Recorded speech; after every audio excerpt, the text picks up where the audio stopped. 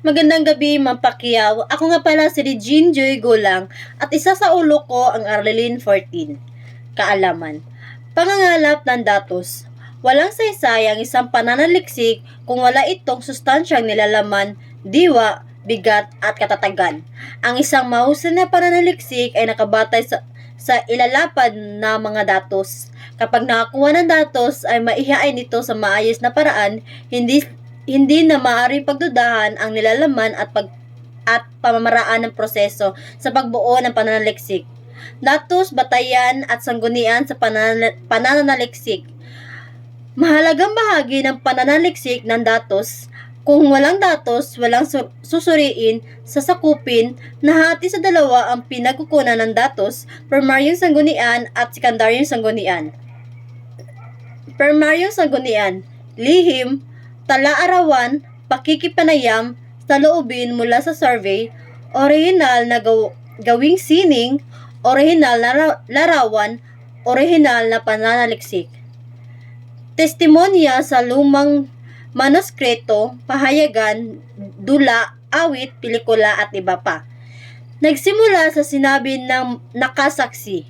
Sekundaryong sanggunian, achieve artibong na material mula sa aklat, palabas, manuskrito, pahayag ng isang tao, buod ng anumang aklat, akda, ginawang pagsama-sama ng mga nakalap na ebidensya. Ang metodolohiya sa pananaliksik ay tumutukoy sa mga variable, definisyon, paraan ng pag-aaral, disenyo at paraan ng pagkolekta at pagsusuri ng datos. Mahalagang maging malinaw at organisado ang pamamaraan ng pananaliksik. Ito ang nagbibigay ng estratehiya para makakuha ng tumpak na impormasyon at mapagkatiwala ang konklusyon. Ang metodolohiya ay tumutukoy sa paraan ng pagkuha ng datos na may kinalaman sa paksang pinag-aralan. Pangangalap ng datos sa pananaliksik. Ito ay mahalagang bahagi ng anumang pananaliksik.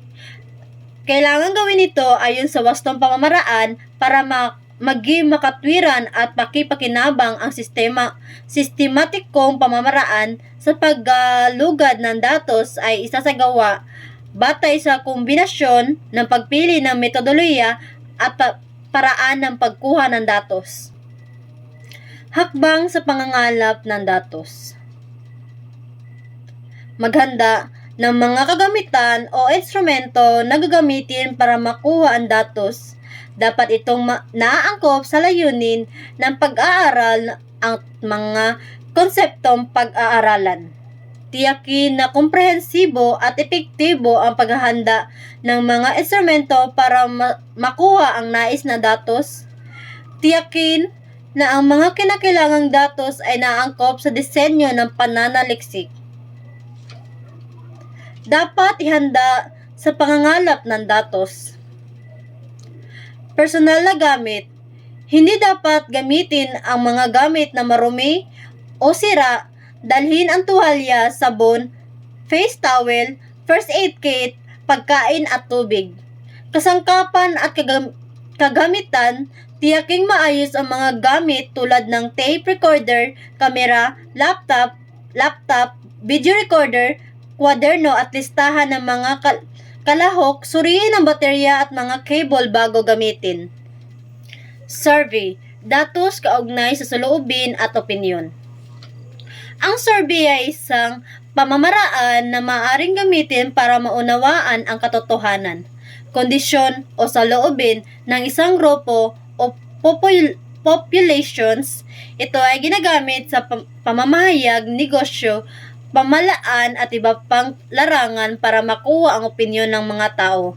Mga paraan ng pagsasagawa, pagpapadala ng talatalungan, pagtatawa, haraping panayam, pagtawag sa telepono, pagpapadala ng email, pamamahagi sa social network site, mga hakbang sa pagsasagawang pagtatakda ng layunin ng survey, paggawa ng disenyo ng pananaliksik, paghahanda ng instrumento, pagsasagawa ng survey, pagtatala ng datos, pag-aaral at pagpapakahulugan ng datos.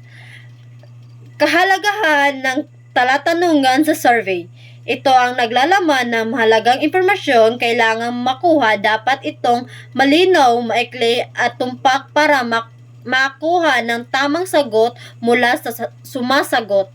Uri ng panayam batay sa anyo. Formal. Layunin na makakalap ng detalyadong impormasyon mula sa mga eksperto o taong may kaalaman sa paksa. May talaan ng mga tanong bago ang panayam at maaari isulat o ipadala sa kalahok. Kadalasan itong ginagamit sa mga profesional tulad ng guro, doktor, ehenyero at iba pa. Hindi formal, walang tiyak na layunin o talaan ng tanong. Sinusundan lamang ang mga sagot ng kalahok para makakuha ng karagdagang impormasyon, karaniwang ginagamit sa mga ordinaryong tao o sa mga social experiment. Hindi uri ng panayam ayon sa layunin. May iba't ibang uri ng panayam depende sa layunin. Para pagbigay ng bagong impormasyon, para ipakilala ang isang konsepto o ideya, para makakuha ng opinyon mula sa mga kilalang tao, para makakalap ng impormasyon mula sa karanasan ng isang tao. Focus Group Discussions, FGD. Ito ay isang uri ng panayam na may 4 hanggang 16 na kalahok, may tiyak na paksa na ibibigay sa mga kalahok upang sila ay makapagbigay ng sariling opinyon at karanasan. Halimbawa nito ang pagsusuri ng isang bagong produkto sa software kung saan tinatanong ang mga kalahok tungkol sa mga tumpak nito, kanilang reaksyon, ang mga bagay na dapat pang pagbutihin. Imprecision, pakikihalubilo at pakikisangkot sa pagkuha ng datos. Ito ay isang paraan ng pagkolekta ng datos na karaniwang ginagamit sa qualitative na pananaliksik. Ang pananaliksik ay nakikisalumuha at nakikipagsangkot sa komunidad o grupo na pinag-aaralan para makakuha ng mas malalim na pag-unawa ng datos. Sa pamamagitan nito, nakakaranas ng mananaliksik ang mga nakakaranas ng mga kalahok, kaya mas epektibo siyang makapagbigay ng interpretasyon sa paksang pinag-aralan. At yun lang po, Ma'am Pacquiao, maraming salamat.